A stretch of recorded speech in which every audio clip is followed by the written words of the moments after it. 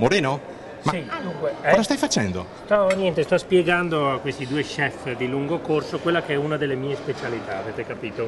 Ovviamente avete già individuato qual è il componente, l'ingrediente principale, che è la rapa. La rapa. Si vede dal colore, sì, è un piatto che ho mutuato qui da una persona, ci ho messo delle aggiunte mie anche personali, tra l'altro mi sono portato anche un assaggiatore da casa, eccolo qua l'assaggiatore, vedete, di solito lui, adesso facciamo l'assaggio, ecco no, l'assaggio non può essere inquadrato, assaggia, perfetto, assaggia mangiato davvero.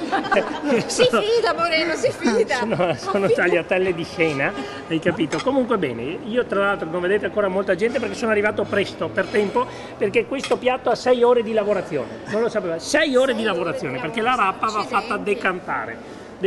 Solo alla fiera con gusto potevo cucinare questo piatto, me l'hanno chiesto varie trasmissioni televisive, vari cooking show, no, qui solo ho detto vengo a Santa Lucia di Piave, un'esclusiva assoluta. Tra l'altro una ricerca di Marc Poisson, che è uno chef che c'è qua. Come fai a conoscerlo? Marc Poisson, non lo conoscono tutti. Come ho detto Marco Pesce, però Marc Poisson è meglio.